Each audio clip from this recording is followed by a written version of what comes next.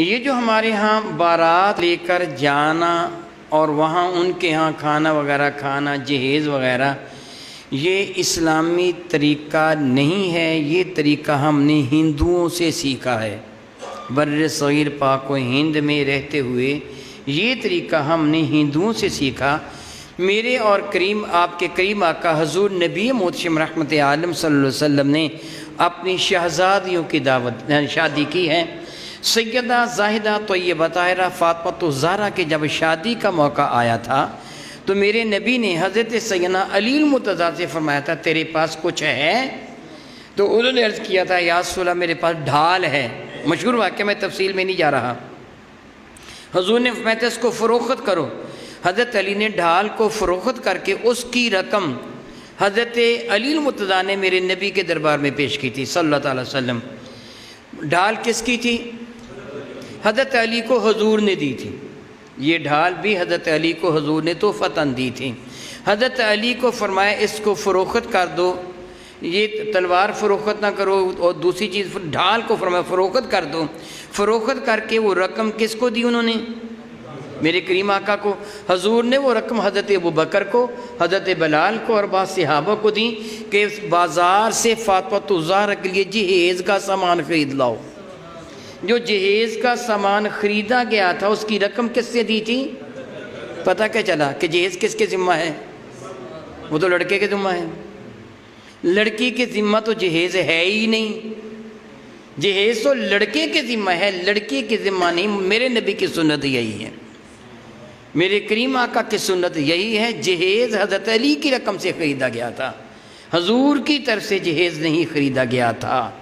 تحائف دیے جاتے ہیں، میرے نبی نے دیے، حضرت علی کو بھی تحفہ دیا تھا، ڈال تحفہ میں دی تھی۔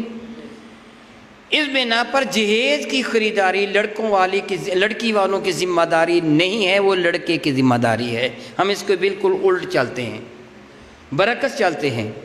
حضور علیہ السلام نے حضرت سیدنا بلال کو فرمایا تھا کہ فلاں فلاں فلاں کو بلا لاؤ۔ چند صحابہ کرام کو میرے نبی نے طلب فرمایا تھا، ان کی موجودگی میں میرے کریم آقا نے سیدہ فاطمہ الزہرا کا عقد میں حضرت علی المرتضیٰ سے فرما دیا تھا۔ نکاح کو شہرت دینا میرے نبی کی سنت ہے تاکہ الزام سے بچا جائے۔ جہاں تک اس چیز کا تعلق ہے شادی بیاہ کے موقع پر بارات کو لے کے جانا، میں اپنے کریم آقا کی ایک شادی کا ذکر کر دیتا ہوں۔ آپ نے زیادہ پڑھنا ہو نا تو میری کتاب خاندان مصطفیٰ کا مطالعہ کر لیں۔ حضور کی ازواج مطہرات کی شادی کس کی کب ہوئی میں نے اس میں لکھا ہوا ہے۔ ایک شادی کا بتا رہا ہوں۔ غزوہ خیبر کے موقع پر، کب بلا؟ جب مسلمانوں نے اللہ تعالیٰ کے احسان و کرم سے خیبر کو فتح کر لیا تو خیبر کے یہودیوں کی خواتین کو قیدی بنا لیا گیا۔ ان میں ایک حضرت سیدہ صفیہ بنت حی بن اخطب تھیں جو یہودیوں کے سردار حی بن اخطب کی لخت جگر تھیں۔ یہ بھی گرفتار ہو کے آئیں۔ میرے اور آپ کے کریم آقا تاجر اربوجم شفیع معظم رحمتاً کی خدمت فیض درجت میں صحابہ نے عرض کیا یا رسول اللہ علیہ السلام آپ عزت والوں کو عزت دیتے ہیں۔ یہ میرے نبی کی عادت کریمہ تھی کہ جو عزت والا ہوتا تھا حضور اس کو عزت دیتے تھے۔ واقعات آپ نے کئی مرتبہ سنے ہیں۔ حضرت سیدہ صفیہ رضی اللہ تعالیٰ جس صحابی کے حصہ میں آئی تھی، حضرت حسان بن ثابت، بعض کے نیک دوسرے صحابی ہیں، حضور نے ان کو طلب فرمایا کہ میں اس کو خریدتا ہوں۔ حضرت صفیہ ایک روایت میں ہے بارگاہ رسالت باب میں حاضر ہوئی تھی اور انہوں نے عرض کیا تھا حضور علیہ السلام کو کہ یا رسول اللہ علیہ السلام میں آپ پر ایمان لا چکی ہوں، میں مسلمان ہوں، میں فلاں صحابی کے حصہ میں آئی ہوں، انہوں نے مجھ کو مکاتبہ بنایا ہے۔ مکاتبہ کا معنی کہ اتنی رقم مجھے دے دے میں تجھ کو آزاد کر دوں گا۔ تو یا رسول اللہ میں آپ کی خدمت میں اس لیے حاضر ہوئی، آپ میری مدد فرمائیے، مجھے کچھ رقم دیجئے تاکہ میں آزاد ہو جاؤں۔ میرے اور آپ کے کریم آقا عزت والوں کی عزت فرماتے تھے، اور صحابہ نے بھی عرض کیا تھا یا رسول اللہ سردار جو ہے یہودیوں کا حی بن اخطب، اس کی بیٹی گرفتار ہو کے آئی ہے، آپ عزت والوں کی عزت کرتے ہیں، ہماری گزارش ہے کہ آپ اس کی دلجوئی فرما دیں، اس کی تذلیل نہ ہو، وہ سردار کی بیٹی ہے۔ تو میرے کریم آقا نے صحابہ کرام کی گزارش کو قبول فرما لیا تھا۔ میرے نبی نے سوال فرمایا کہ اگر تو چاہے تو اس سے بہتر ہو سکتا ہے، اگر تو چاہے میں تجھے خرید کر آزاد کر دیتا ہوں۔ کیا بلا میں تجھے خرید کر تو آزاد ہو جائے گی، تو چاہے تو واپس چلی جا اپنے والدین کے پاس، والدین تو رہ نہیں تھے، بھائی بن قتل ہو گیا تھا، تو چاہے تو واپس چلی جا، اور تو چاہے تو میں تجھے اپنے حرم محترم میں داخل کر لوں گا، تجھے اس چیز کی اجازت ہے، میں خرید کر تجھے آزاد کر دیتا ہوں، اور آزاد ہونے کے بعد اگر تو چاہے تو تیرے ساتھ نکاح کروں گا۔ حضرت صفیہ نے بہت ہی خوشی کا اظہار کیا کہ اس سے بڑھ کر میرے لیے سعادت اور کیا ہوگی۔ میں وضاحت اس لیے کر رہا ہوں تاکہ کسی کے دل میں ذرا بھی گستاخی کا شبہ پیدا نہ ہو، وگرنہ ایمان جاتا رہے گا کہ حضور نے ایسے ہی شادی کر لی، نہیں، اجازت۔ حضرت صفیہ راضی کیوں ہوئی میں یہ بھی بتا دوں تاکہ ذہن کی کوئی بھی معمولی سی خرش بھی باقی نہ رہ جائے۔ حضرت صفیہ جب بارگاہ ساتھ امام میں حاضر ہوئی تو تب حضور نے غور سے ان کا چہرہ دیکھا تھا۔ حضرت صفیہ جب حضور کی خدمت میں نکاح کے بعد حاضر ہوئیں تو حضور نے غور سے چہرہ دیکھا، ان کی آنکھ نیلی تھی اور رخسار پر نیلے رنگ کا نشان تھا، چوٹ کا نشان تھا۔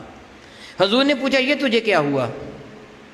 تو انہوں نے بتایا کہ میرے خاوند نے یہ مجھے مارا تھا، اور مارنے کا سبب کیا بنا؟ ایک آدھ رات پہلے کی بات ہے کہ میں نے خواب میں دیکھا تھا کہ آسمان کا چاند آسمان سے اتر کر میری گود میں آ گیا ہے، میں نے یہ خواب دیکھا۔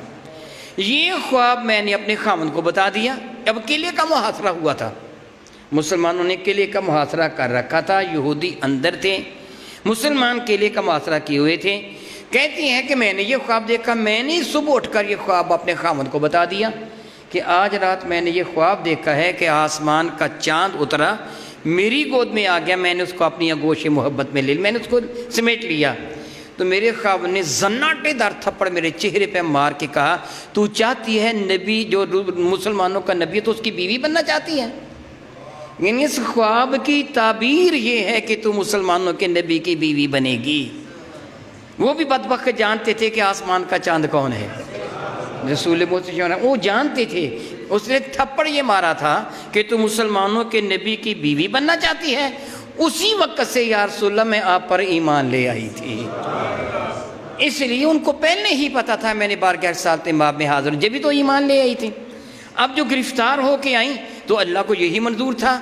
اب میں وہ بات جو بتانا چاہتا ہوں، رسول رحمت صلی اللہ علیہ وسلم نے چند صحابہ کی موجودگی میں ان کے ساتھ نکاح فرما لیا۔ اب باقی سارے صحابہ وہاں موجود تھے نا، اب صحابہ میں آپس میں چیمیں گوئیاں شروع ہو گئیں کہ صفیہ حضور کی زوجیت میں ہیں یا پھر لونڈی ہیں، یعنی کہ حضور نے ان کو خرید لیا ہے یا خرید کر آزاد کر دیا ہے یا ان کے ساتھ نکاح فرما لیا ہے، کیا صورتحال ہے سارے صحابہ کو نہیں پتہ تھا۔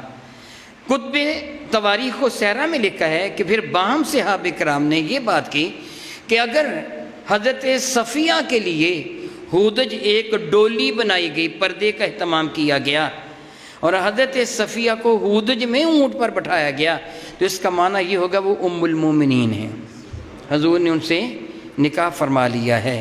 اور اگر ہودج میں نہ بیٹھیں، ویسے ننگے چہرے وہ اونٹ پر بیٹھ گئیں، تو اس کا معنی ہوگا کہ نکاح نہیں فرمایا ہے۔ تو جب وہاں سے کوچ کا ارادہ میرے نبی نے فرمایا تو حضرت صفیہ کے لیے ہودج تیار کیا گیا تھا، جسے دیکھ کر صحابہ کو یقین ہوگا کہ حضور نے ان سے نکاح فرمایا ہے۔ میں نے یہ طویل واقعہ آپ کو صرف اس لیے سنایا کہ نکاح کہاں ہوا تھا؟ میدان خیبر میں۔ صحابہ سارے موجود تھے، مگر سب کو پتہ، اگر بارات ہوتی تو سب کو پتہ چلتا۔ کیا خیال ہے؟ ایسے ہوتا نا، بارات ہوتی تو سب کو پتہ نہیں چلا تھا۔ پتہ چلا کہ بارات کا جو تصور ہے یہ اسلام میں نہیں ہے، البتہ نکاح کو شہرت دینے کا سنت طریقہ ہے، وہ میرے نبی نے صحابہ کی موجودگی میں نکاح فرمایا، لیکن سارے صحابہ میں اعلان نہیں کیا۔ جب چند صحابہ موجود تھے تو شہرت مل گئی، اس لیے نکاح کو شہرت دینے کے لیے لوگوں کو اکٹھا کر لینا سنت ہے، لیکن یہ بارات لے کے جانا اور لڑکی والوں پر بوجھ بننا یہ سنت نہیں، بلکہ کن کا طریقہ ہے؟ ہندوؤں کا طریقہ ہے، جس کو ہم نے اپنا رکھا ہے۔ اللہ تعالیٰ جل وعلا ہمیں میرے کریم آقا رسول عربی کی مبارک سنتوں کو اپنانے کی توفیق و ہمت عطا فرمائے، آمین ثم آمین، وما علی الا البلاغ المبین۔